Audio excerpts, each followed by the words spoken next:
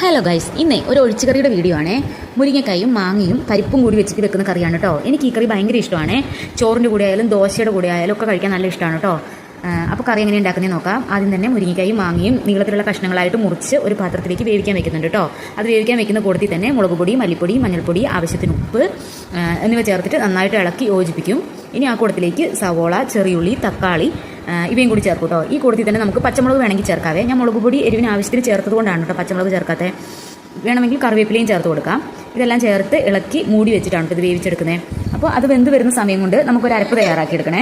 അതിന് വേണ്ടിയിട്ട് ഒരു മിക്സിൻ്റെ ജാറിലേക്ക് കുറച്ച് തേങ്ങയും കുറച്ച് ജീരകവും കുറച്ച് കുരുമുളകും 2-3 ചെറിയുള്ളിയും തുള്ളി മഞ്ഞൾപ്പൊടിയും കുറച്ച് കാന്താരിമുളകും കേട്ടോ. പച്ചമുളക് ചേർക്കാത്തത് കൊണ്ട് നമ്മൾ കാന്താരിമുളക് ചേർത്തു. കാന്താരിമുളകും ചേർത്ത് അരപ്പ് തയ്യാറാക്കി എടുക്കുവേ. അപ്പോഴേക്കും നമ്മുടെ കറി നന്നായിട്ട് വെന്ത് വന്നിട്ടുണ്ട്. കഷ്ണങ്ങളെ. അപ്പോൾ മുരിങ്ങക്കായി നന്നായിട്ട് വേവണം, ഉടയാൻ പാടില്ല. ആ ഭാഗം എത്തിക്കഴിയുമ്പോൾ നമുക്കിതിലേക്ക് പരിപ്പ് ചേർത്ത് കൊടുക്കാം കേട്ടോ. പരിപ്പ് നേരത്തെ തന്നെ ഞാൻ കുക്കറിൽ വേവിച്ച് വെച്ചിട്ടുണ്ടായിരുന്നേ. പരിപ്പ് നന്നായിട്ട് വെന്തുടഞ്ഞിട്ടുണ്ടായിരുന്നു. എനിക്ക് പരിപ്പ് ഇത്രയും വേവുന്നത് ശരിക്കും ഇഷ്ടമല്ല കേട്ടോ. ചെറുതായി പരിപ്പ് കടിക്കാൻ കിട്ടുന്നതാണ് ഇഷ്ടം.